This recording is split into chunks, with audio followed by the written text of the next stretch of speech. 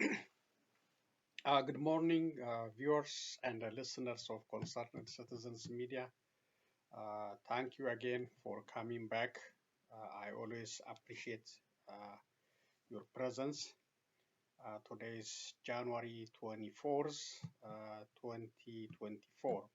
I have several news updates to share with you, including Somalia's president interview with Al Jazeera concerning Ethiopia signed a memorandum of understanding with Somaliland. So I have that one. And Ethiopia's press freedom uh, report, plus others. So I will start with the reading part today. Then I will go to the videos I selected for you later on. So thank you again for joining me. Let's get started. Uh, I will start with the speculation concerning the United States and EU trying to mediate between armed forces in Ethiopia and the federal government of Ethiopia. So there is a speculation of different media. I will start with that one. Uh, there are media speculation. The United States Special Envoy for the Horn of Africa, Ambassador Mike Hammer, is attempting to settle the war in Amara and Oromia region. Uh, an attempt to bring Oromo Liberation Army and Ethiopia's federal government to another peace talks.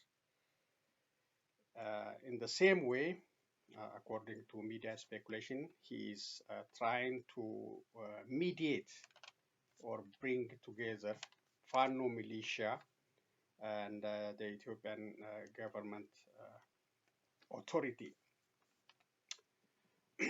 So these are speculation. Mr. Ambassador Mike Hammer, as you know, settled the conflict we had in northern part of Ethiopia between Tigray and the federal government. So through mediation from African Union, United States, and others. So that was for the time being. It looks settled despite several challenges still there.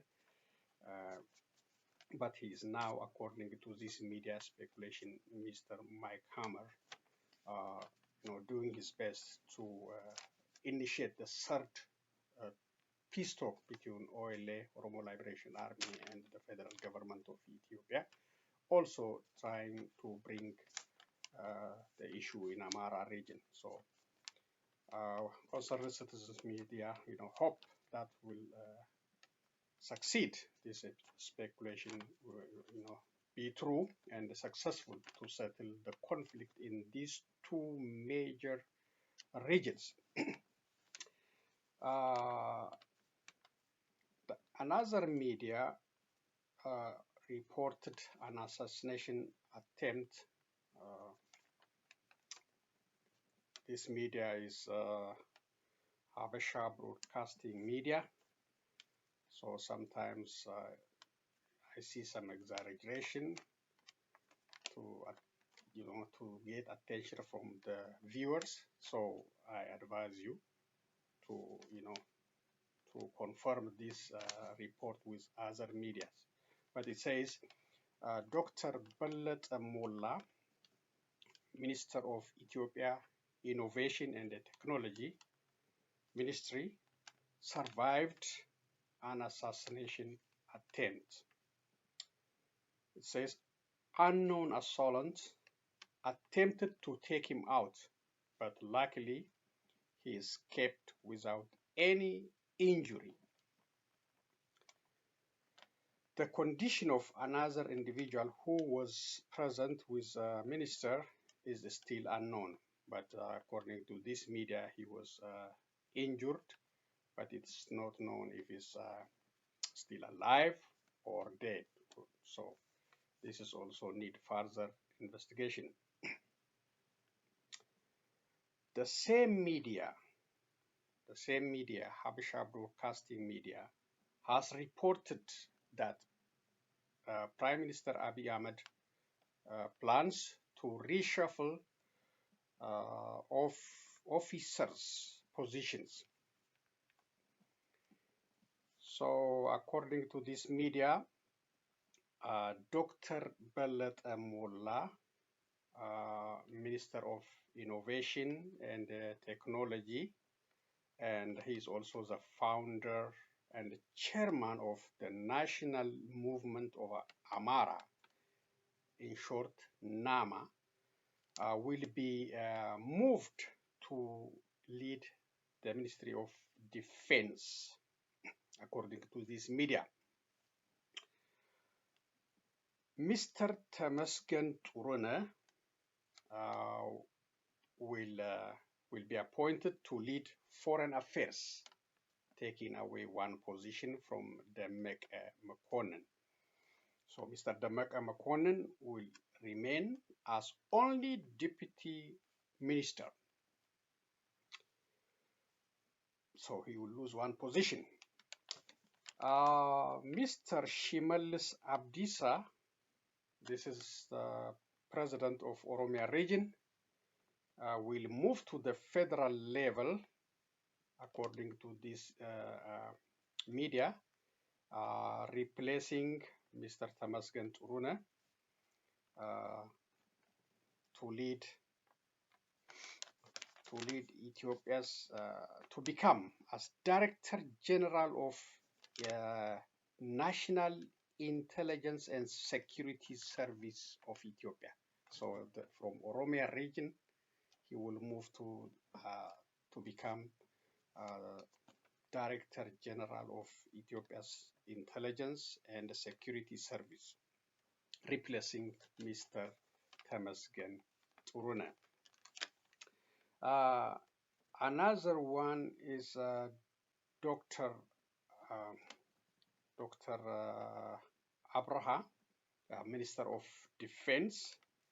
He will lose that position and he will become an ambassador. So it's not confirmed to which country, we don't know. This is this media speculation too. So the Minister of Finance, Ahmed Shide, also will be lose his position, and we don't know. He may be be an advisor for Prime Minister Abiy Ahmed, but it's not confirmed. The only thing this media mentioned is he will be replaced by somebody else. So these are needed further confirmation from the government or from another independent media. But the reshuffling of this position is coming up, and this media reported.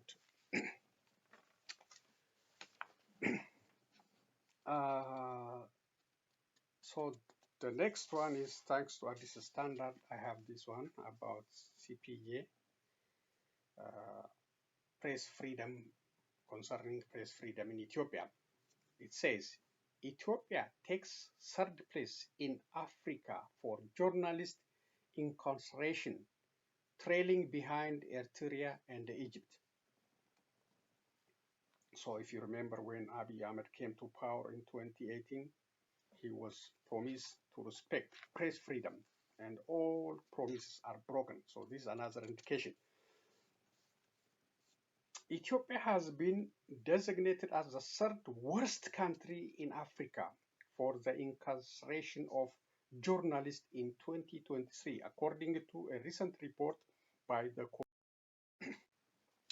the Committee to Protect Journalists, or CPJ. The tally of imprisoned Ethiopian journalists has surged to 8, underscoring the formidable challenges prevailing in the nation's media landscape. The escalation in the incarceration of journalists in Ethiopia persists, notwithstanding notwithstanding the ratification of the Pretoria Peace Agreement in November 2022, thereby concluding a two-year war. Despite the formal cessation of hostilities in the Tigray region, certain areas in Ethiopia continue to experience unrest, particularly in the Amara region, where confrontation persists between non-state militias, FANO, and federal forces.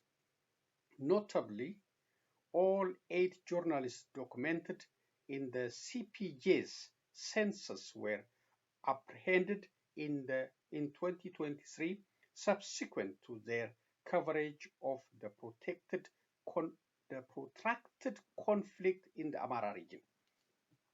In April last year, Ethiopian Mass Media Professionals Association (EMMPA) has called on the government, in quotation, to immediately release, end of quotation, all media professionals that are detained by security forces, again in quotation, without any legal procedure, end of quotation.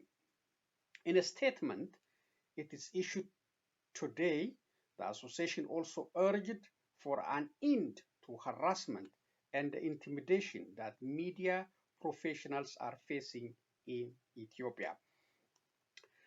The association said that as of late, the space in which media professionals are functioning in Ethiopia is increasingly narrowing down, whereas accounts of intimidation and humiliation of journalists and media professionals by security forces are on the rise.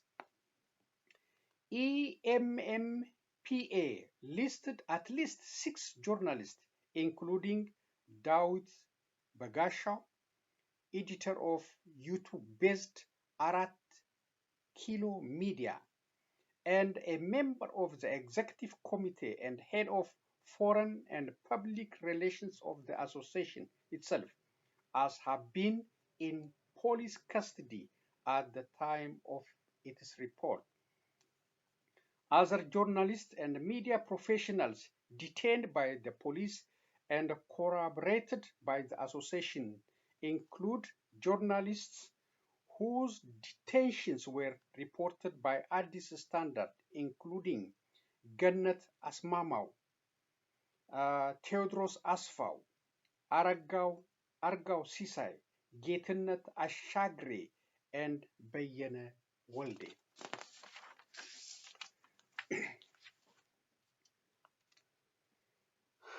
In addition to Ethiopia, CPJ's latest report underscored instances of media crackdowns in various African nations.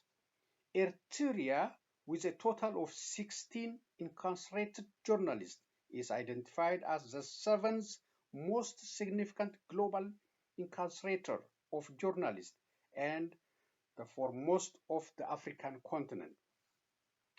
In addition, none of the journalists detained in Eritrea have faced formal charges, and some of these cases represent the longest known instance of journalist imprisonment worldwide. Egypt, a recurrent contender among the world's most egregious incarceration, has equated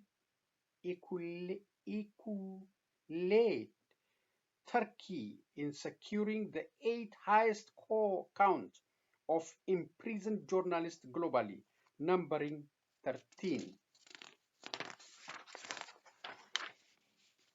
In the 2023 census, Egypt ranked 2nd in Africa, following closely behind Ethiopia. Cameroon currently detains 6 journalists. China emerged as the leading jailer of journalists globally, with 44 behind bars in 2023, following by Myanmar. and Belarus. Israel ranked 6th alongside Iran. That's shame for the country claiming to be the only democratic country in the Middle East. So a shame on Israel. This shift occurred following the start of the Israeli-Gaza war in October 2023. Credit at this standard.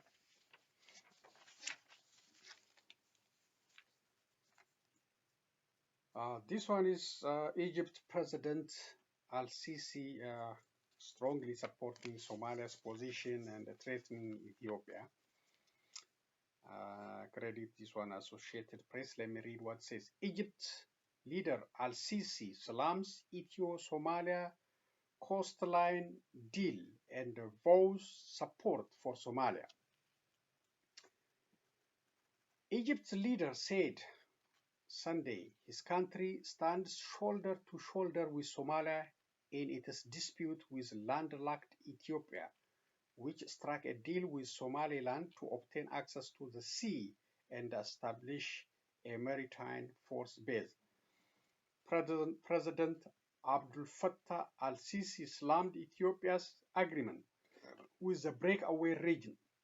He called on Ethiopia to seek benefits from seaports in Somalia and Djibouti, through transitional means, rather than through attempts to control another country's territory.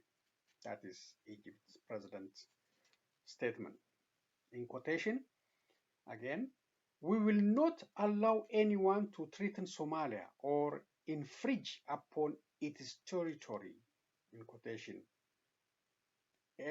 Al-Sisi told a joint news conference in Cairo with Somali President Hassan Sheikh Mohamud.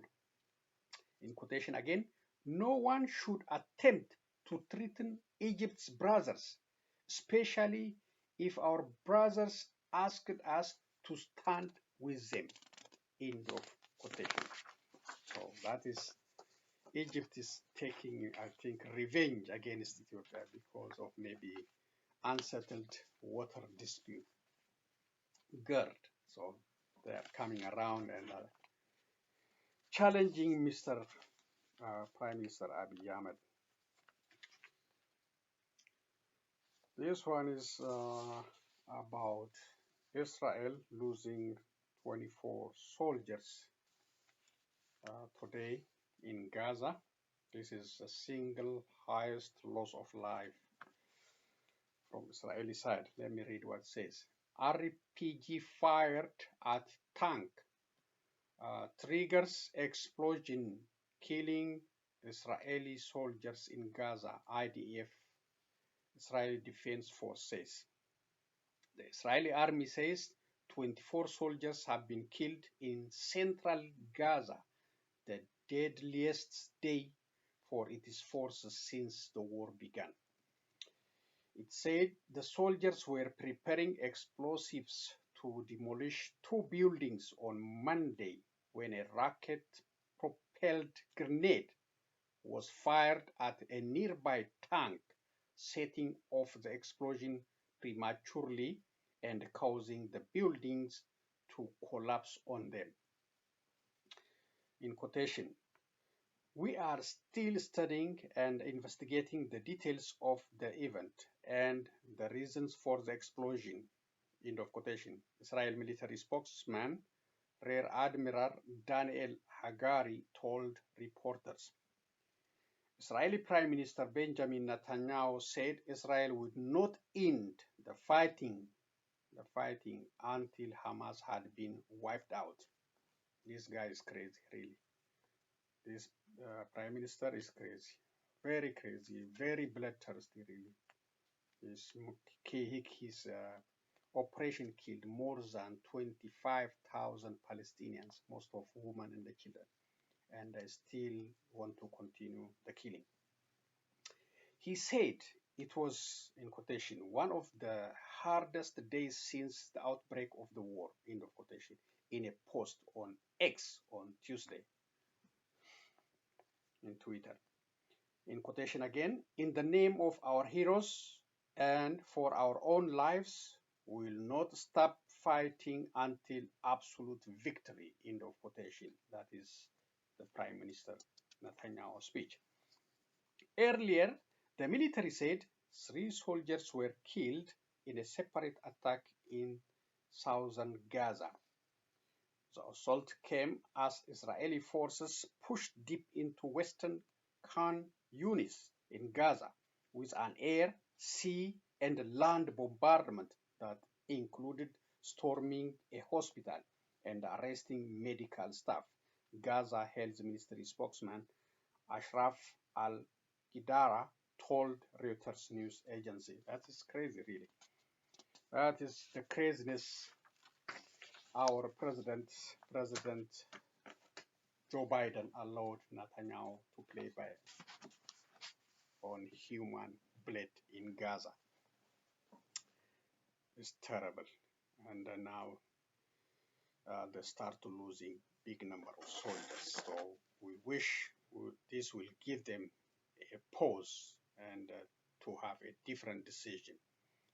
Two-state solution. All Europeans, Africans, including our president, talking about two-state solution, and instead of keep killing, and destroying Gaza City and West Bank. So that's the last for today's reading. Let's share the video I selected for you today.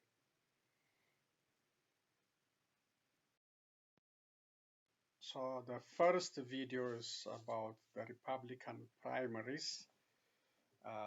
Trump, former president, won the New Hampshire primary.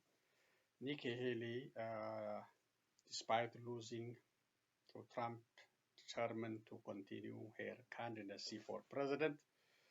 This is a very tough one, and maybe the former president, if he's not found guilty by all these lawsuits, he might be coming back and be president again. He's winning. He won Iowa. Now he's won in New Hampshire. So let's listen to her and continue with other videos.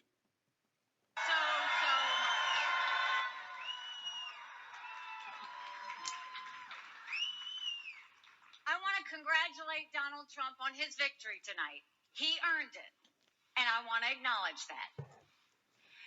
Now, you've all heard the chatter among the political class. They're falling all over themselves, saying this race is over. It's not over. It's going to continue. Well, I have news for all of them. Okay. New Hampshire is first in the nation. It is not the last in the nation.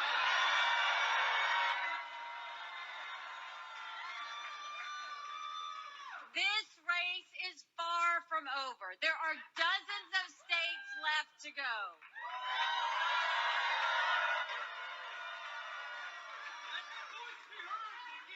And the next one is my sweet state of South Carolina. But I'm doubt if she doesn't win in South Carolina, I don't think she's going to continue. That's my suggestion. Of us running. That's her state. And we were she at was 2% a governor in the polls. Well, I'm a fighter. And I'm scrappy.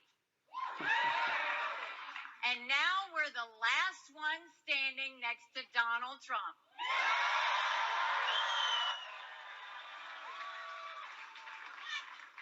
And today we got close to half of the vote. We still have a ways to go, but we keep moving If she continues, she might have a chance, if you want to save especially if he's found guilty of for all those lawsuits. This new space she might heater have a warms chance any room in to less be than the 5 minutes, nominee. 90% less energy. This ingenious for Republican. Now, tensions in the Horn of Africa Okay, have this escalated is since Ethiopia signed a maritime Somalia deal with the president breakaway interview region on Al of Jazeera. Somaliland earlier this year. The agreement gives landlocked Ethiopia access to the sea in exchange for Addis Ababa recognizing Somaliland's independence. The deal has angered Somalia. Well, joining me live here in the studio is the president of the Federal Republic of Somalia, Hassan Sheikh Mohamud. Thank you very much for being with us, sir. We have plenty of questions for you. Starting with this one. You've called Ethiopia an enemy. You have recalled your ambassador in Ethiopia. You have ruled out mediation with Addis unless they pull the plug on this deal. So how do you expect this crisis to be resolved then? Well, first of all, thank you for having me here. And then it was not Somalia who created this problem. Ethiopia has created this problem. They are the ones who initiated claiming that they will take and annex part of Somalia to their country. And they don't say they're annexing. They say it's a commercial deal. No, it is not. Ethiopia has commercial interests in Somalia. Yes, in Berbera, they use Berbera port, and they have a stake of 19% even in the ownership of the service of Berbera. And the place where they are now saying is just a few kilometers away, few hundred kilometers away from Berbera. There is no need for that. Whatever it is, let us assume that they need another port. And this is what we have been discussing for a couple of months ago. The issue is not, will Ethiopia access to the sea? They are free to access throughout Somalia. Where? Everywhere in Somalia. But the question is how? How do they want to access the sea? By annexing part of Somalia and changing the borders of Somalia? This is what's going on right now. It is not a commercial. It is an annexation of territory. So as you know, Ethiopia says it's not annexation. They say it's also not a formal recognition of the sovereignty of Somaliland. They say it is a commercial deal. And I just want to remind our viewers of what this potential deal is. The memorandum of understanding between Ethiopia and Somaliland is that they would rent a 20-kilometer stretch of coastline in Somaliland for half a century, for 50 years, for commercial purposes and for a military port as well. What is the part of that angers Somalia? First of all, Somalia is an independent and sovereign state. When such deals are taking place, it is the federal government of Somalia who has a legitimate right this thing to be discussed, not a breakaway or not a region of Somalia at all. And above all, commercial and military base mixed together and doing one thing. That's one. The other thing, if it is a 20-kilometer strip of land in the coast only, how that strip of land and how that port is going to be connected to Ethiopia by passing through Somalia, that's another one. The other one, it is in public domain. Ethiopia said we do this in exchange of recognition. We recognize Somaliland. That's in public and that's official. And they said they didn't say it only one time. The Prime Minister said, the Minister of Foreign Affairs said, the National Security Advisor said, many other leaders in Ethiopia said. So the recognition is there. But they have walked that all the way back, Somalia has. They have said this is not an official recognition of the sovereignty of Somaliland. We don't have that yet. It's you who have that. No, they put it on Twitter. No, the Twitter is not the way to communicate between states. Have you spoken to the Ethiopian Prime Minister then? No. Why not? Why do I speak? Because he's taking part of my country and he's claiming we are not equal partners. When he said, I do not recognize Somalia, I recognize Somaliland, which was part of Somalia. Who am I talking to? He's talking to Somaliland. How does this get resolved if there's no communication between you and Ethiopia? He has to. Somalia has not initiated this problem. It's Ethiopia has initiated. It is in the ball is in their court. They have to open the means of the conducive environment to communicate and to negotiate and to dialogue. It is up to them. It's not us. So what do you say to Ethiopia? I would like to say, Ethiopia, we are neighbors. We are not neighbors by choice. We have a history, long history, known. And this thing has not happened in the last more than 1,000 years that Somalia and Ethiopia was living together as people. We have some difficult histories, but I'm not going back to that history, which is difficult. But now, in 21st century, let the Ethiopia recognizes the sovereignty, the territorial integrity, and the political independence of Somalia. the Federal Republic of Somalia. Then we are two partners. We can negotiate everything. Ethiopia can have access. They can have deals with us, everything. But not the way they are approaching now. That's not the way the modern world works. Have you spoken to the leadership in Somaliland? Your child needs these three key factors to get into an Ivy League or top 25 university. And it's not having a good GPA or SAT. Somaliland. 1st January is the time when MOU was signed. On 27 December and 28 December, we were having a dialogue discussion in Djibouti. And we have a very good environment and very good discussion on us. And even when that conclusion was ended, Prime Minister Abiy appreciated and he said, this is a good step taken towards the right direction. To me, he said to me, but the next day he signed that agreement.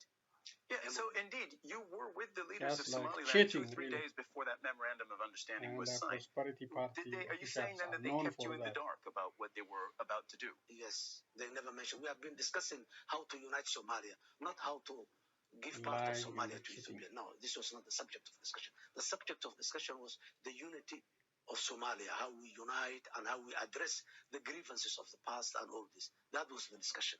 What are you asking Ethiopia to do, and what happens if Ethiopia goes through with this memorandum of understanding, this deal? Look, one thing is very clear. Ethiopia has no right to do that. Diplomatically, legally, it has no right to do. But what if they do it? Well, that is another case. Let us hope that they will not do it. This is a piece of land that belongs to Somalia, and Somalia will never yield whatever pressure that comes on it. We will keep claiming our territory, and we will take it back, whatever it was. So far, Ethiopians, they didn't come into Somalia yet, and we hope that they will not. If they come in, then that will be a different problem maybe at a a war. different level. You traveled around the region recently. You went to Egypt on Sunday. You met with the Egyptian president, Mr. Al-Sisi. Now, he had very harsh words against Ethiopia, and he said they should not try us, meaning they shouldn't try Egypt, especially if they are challenging a brother, by which he meant Somalia. He hinted essentially that Egypt, but that's what it sounded like, that Egypt would be willing to come to Somalia's military aid. Did you discuss military action? Somalia is part of the Arab League, and in the Arab League there is a chapter in the charter that says that the attack of one country is the attack of the rest of the countries in that organization. So Somalia does not need to have a deal with any Arab country because that is a mandate to each and every Arab country, number one. Number two, Somalia and Egypt has a history, collaboration of history for a long time. Even if before we became independent in 1956, when the Canal Suez War was there, Somalia as a people, they were supporting with Egypt. And then all the way, many times Somalia has got into difficult Egypt to support it. The support does not mean boots on the ground. Okay, that's my question, because I understand the history, but my question is, did you discuss potential military action? No. We have not discussed it. Egyptian military coming to Somalia. And we believe that the problem has not reached there yet. And that's why he's saying, warning and all this, don't do it, please. Okay. This may sound like a naive question, but is there perhaps a win-win scenario here between Somalia and Ethiopia where the two countries can cooperate? Ethiopia wants access to the sea, as, by the way, all landlocked countries do. Somalia, on the other hand, is fighting the armed group Al-Shabaab. We'll get to that a little bit more in a moment. There are thousands of Ethiopian troops on Somalian territory as part of that ongoing effort. Isn't there a way, perhaps, that the two countries can come to some kind of understanding to defuse this crisis? I have to repeat it again. The question between Somalia and Ethiopia is not how will Ethiopia access to the sea. That's not the question. We want Ethiopia to have an access to the sea. But the question is how Ethiopia is going to have that access to the sea. That's number one. And that if Ethiopia is ready, we are ready to discuss. But grabbing a piece of land, we are not ready for that. Regarding the issue of Al-Shabaab, Al-Shabaab is not a threat to Somalia only. Al-Shabaab is a regional threat, is a continental threat, and Shabaab has been interfering in Ethiopia, in Kenya, in Uganda, in Djibouti, and in Europe even. So Shabaab, it just happened that they are in Somalia, but they are not problem to Somalia only. So Ethiopia, but mainly to Somalia. Well, let us say, except mainly, but Ethiopia, number one, they were there as a part of the mandate of the African Union mission there. And then they were there bilaterally. When there is a trust and good relationship, such thing can happen. We have bilaterally agreed to come in and support Somalia. That's where they are, how they are in Somalia. But now, people who have been contributing theirs and adding their blood together to defend a common, to defeat a common enemy, now comes back again, and this is a backbiting. Specifically on the issue of the fight against al-Shabaab, this has been going on for more than 15 years. This is something that already plagued your country, Somalia, during your first term as president a number of years ago. They haven't been defeated. So the question is, can they be defeated? Yes, they can. And we have proven that they can. Where's the More than evidence 50% of the territory they were controlling, they are not controlling today. They have been squeezed into a smaller area than they were a year ago than today. And we keep continuing. These operations is going on as we are speaking here. And mainly, these operations are done by Somali National Army and Somali Defense Forces are doing these operations, most of them. So we believe, based on the experience and the successes that we made in the last 1.5 years, we believe that we can defeat al-Shabaab militarily. It may take some time ideologically, but militarily, we will definitely defeat them. The fight has been going on since 2006. And as I mentioned, it lasted during the entirety of your first term as president of Somalia. This was in the 2010s. Is there a point where you would consider negotiations with al-Shabaab instead of a military defeat? When they are ready, we are ready, but they are not ready. They don't believe a Somali Have state. you tried? No, they don't. This is a public domain. They don't believe a Somali state. So how do I negotiate with someone who basically does not believe a state in Somalia? This is a problem. The real problem is this. These people, they have a global agenda. They don't have a local agenda. This is not Taliban who has a local agenda in Afghanistan. These people, they don't have local agenda. This is Al-Qaeda. They have a global agenda. How do I negotiate with the problems of Muslim problems that exist in Europe or in somewhere else? This is, for us, it's our local. The President of the Federal Republic of Somalia, Hassan Sheikh Mohammed, thank you so much for joining us here on the studio. Thank you very much. Thank you. There you go. So a couple of videos. Searching maybe. for a reliable used sedan? Shop the area's best selection Except of those affordable vehicles at advertisements keep unbeatable disturbing prices. us. Want a vehicle with low mileage? Crazy. The refusal to accept the two-state solution for Israelis and Palestinians, and the denial of the right to statehood for the Palestinian people are unacceptable. These would indefinitely prolong a conflict that has become a major threat to global peace and security, exacerbate polarization, and embolden extremists everywhere. The right of the Palestinian people to build their own state must be recognized by all. I will not relent in my call for an immediate humanitarian ceasefire and the immediate and unconditional release of all hostages. And we must do all we can to prevent spillover of this conflict across the region, in the West Bank, across the blue line between Israel and Lebanon, and in Syria, Iraq, and the Red Sea. Okay, one more, I think.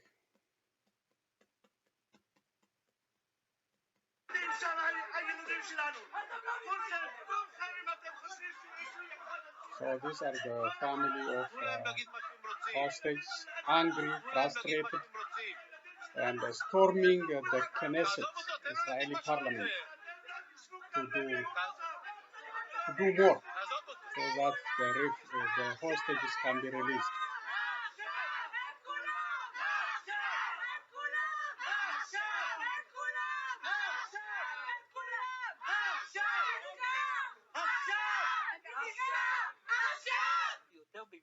כאן מדובר על פיקוח נפש. על חמץ פירקתם ממשלה ועל צבועים אתם לא מפרקים. על חמץ פירקתם ממשלה ועל זה אתם לא מפרקים. Okay. So that is the angry protests in Israel by the families, by relatives of the hostages still in the hands of Hamas. That is, I think, more than 130 still still in the hands of Hamas.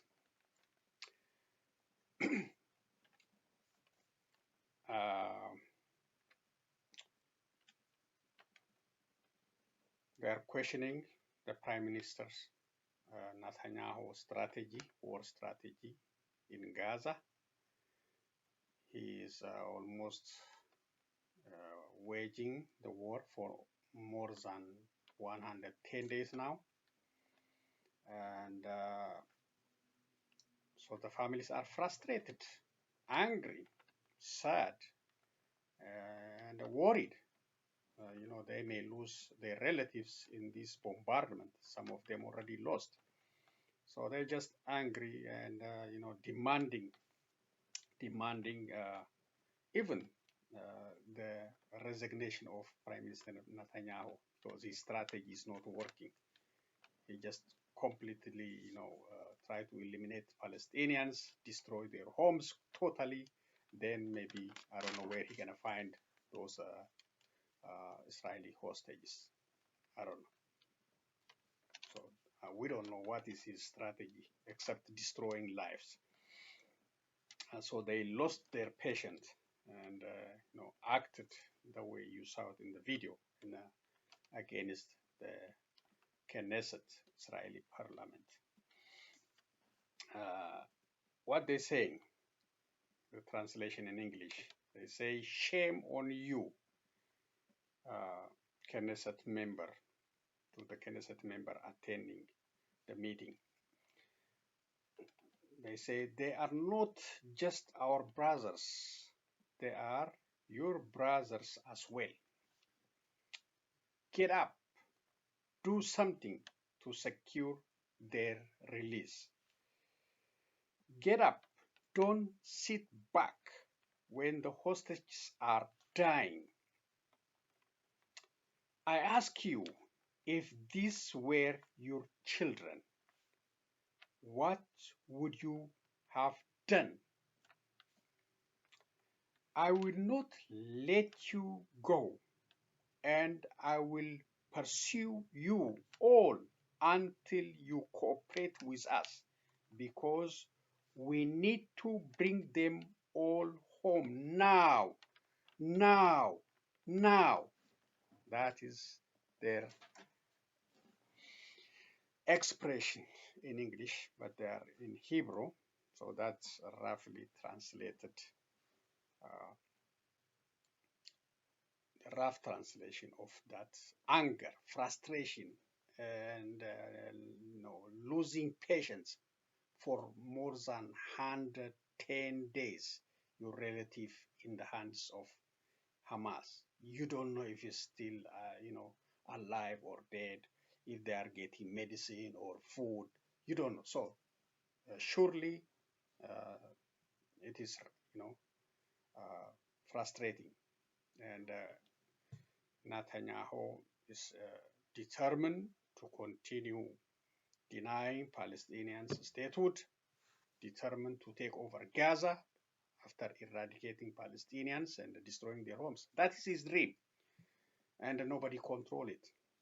And our President Biden, gave him a green light, and the cabinet, all of them, the Secretary of State, all of them, with Benjamin Netanyahu. Even though for publicity, they come out and they say, we support two-state solution, and Israelis must be restrained from killing civilians, blah, blah. This is lip service. Lip service. They are providing lip service. In another way, they are providing money, weapons to Benjamin Netanyahu to conduct his bombardment and continuous destruction of Gaza City. More than 25,000 now, and more than 70,000 injured, more than 25,000 killed. And the whole world is crying for peace, ceasefire, including UN General Secretary Antonio Guterres, EU chief, all they are calling for ceasefire and for two-state solution. So that's all I have for today. Thank you for joining me. I'll be back with other news update. So long, everyone.